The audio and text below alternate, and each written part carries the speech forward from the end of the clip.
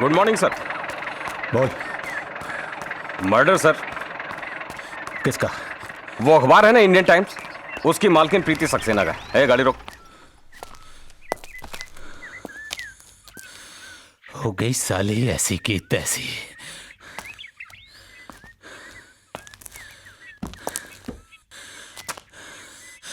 अब ये साले अमीरजादे न रात को सोने देंगे और न दिन में सैर करने देंगे।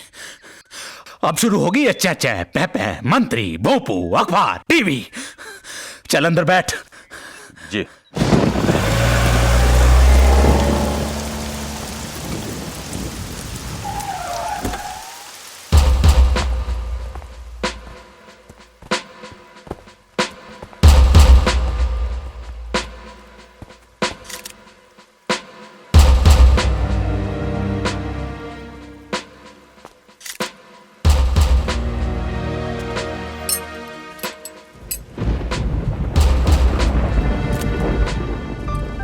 कहाँ? उधर ऊपर सर। हाँ? ऊपर आइए, आइए सर।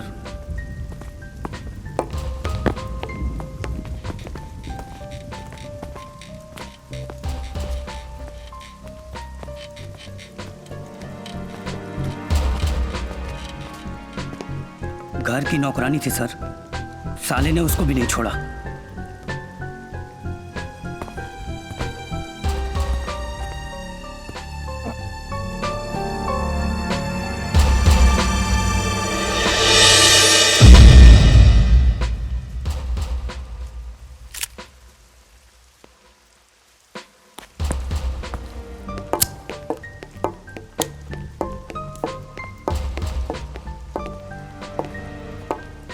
वो पिछले दरवाजे का शीशा टूटा हुआ है सर, वो उधर ही से अंदर आया होगा। शेखर सक्सेना का कहना है कि जब वो बाहर से घर के अंदर आ रहा था तो किसी ने उसके सर पर पीछे से चोट की और बेहोश हो गया।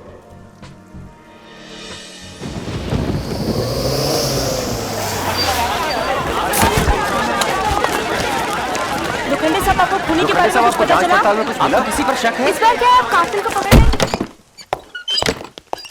एक चीज तो तय है सर कि ये केस बलात्कार का नहीं।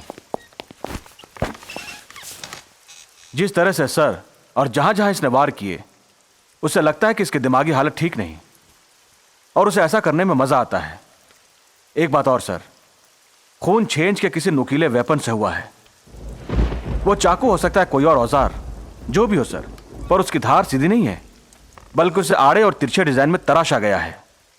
अब प्रॉब्लम यह है सर कि 6 इंच का चाकू और 6 फुट की रस्सी किसी भी दुकान से आसानी से खरीदी जा सकती है। और ये फिंगरप्रिंट्स की रिपोर्ट ये बताती हैं कि उस घर में शेखर सक्सेना, उसकी बीवी और उस घर में काम करने वाली उस बाई के अलावा किसी और की उंगलियों के निशान नहीं है सर। तो फिर कातिल का पता कैसे लगेगा? और सर की चोट का क्या? जख्म गहरा नहीं है सर, थोड़ा सा खून बहा, पर खतरे की कोई बात नहीं है। यानी चोट मारते वक्त इतना ध्यान रखा गया है कि खतरे की कोई बात ना हो। हाँ हाँ सर, ये भी हो सकता है। सर, सर, कमाल की खबर लेकर आया हूं सर। मैंने शेखर सक्सेना के ऑफिस से सारे डिटेल्स पता कर लिए सर। प्रीति से शादी करने के बाद शेखर सक्सेना प्रीति का पति तो बन गया, लेकिन प्रेस की असली मालकिन अभी भी प्रीति सक्सेना ही थी। कानूनी तौर पर देखा जाए सर, तो प्रेस और प्रीति की प्रॉपर्टीज में से शेखर को इतना हिस्सा भी नहीं मिलने वाला था। लेकिन प्रीति के विल के मुताबिक प्रीति के मौत के बाद उसकी प्रॉपर्टी का पूरा हिस्सा शेखर सक्सेना को ही मिलने वाला था।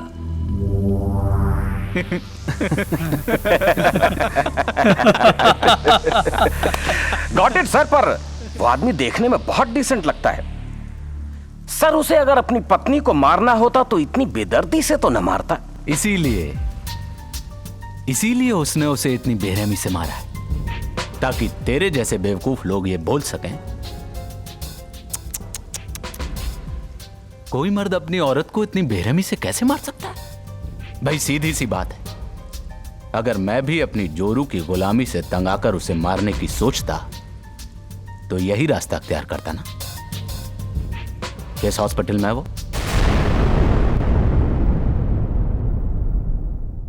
मेरा बस चलता तो मैं कल की तारीख का पन्ना ही कैलेंडर से फाड़ देता। कल सुबह जब मैं घर से गया तो मेरे पास सब कुछ था, और जब लौट के आया तो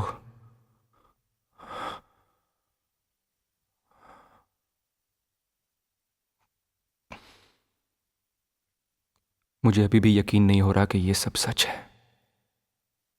कल रात 7 और 8 के बीच में आप कहां थे? प्रेस क्लब में कुछ नए जर्नलिस्ट का इंटरव्यू कर रहा था। उसके बाद मैंने कुलकर्णी को बीटी स्टेशन पर ड्रॉप किया और ऑफिस चला गया। इतनी रात को आप ऑफिस में क्या करने गए थे? मिस्टर लोखंडे, मैं अपने अखबार का एडिटर हूं। हर सैटरडे की तरह आज भी मेरा एडिटोरियल छपने वाला था। आपके शहर में जो क्राइम रेट चल रहा है उसके बारे में रिपोर्ट तैयार करने के लिए मुझे मेहनत करनी पड़ती है। यानी पिछले सैटरडे जो पुलिस के खिलाफ एक गर्मा गर्म आर्टिकल निकला था वो भी आप? मैंने ही छापा था। और हर बार आपके कारनामों का जिक्र मैं ही करता हूं। और आज भी देखिए आप लोग क्या कर रहे हैं, सिर्फ अपनी डायरी भरने के लिए मुझसे सवाल जवाब कर रहे हैं। आपको इतनी भी फिक्र नहीं कि इस बीच कातिल आपकी पहुंच से कितनी दूर चला जाएगा। और आप खड़े खड़े मेरा मुंह क्या देख रहे हैं? क्या आपको याद दिलाना पड़ेगा कि आप मेरे वकील हैं? हाँ वही तो, मैं ऑब्जेक्शन करने ही वाला था। Objection sustained. जादव सर, चल भाई, साहब को कुछ देर आराम कर लेने दो।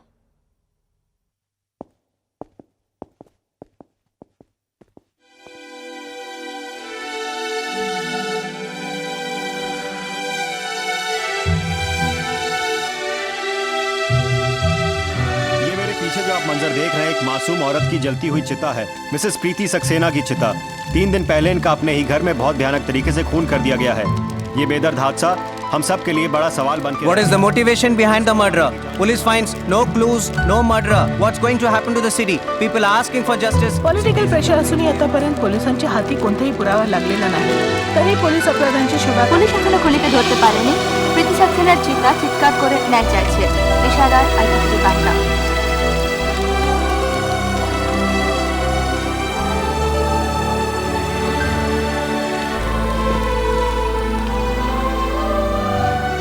दो साल से कह रही थी भैया से मिलना, भैया से मिलना, और अब आप आए भी है तो इस तरह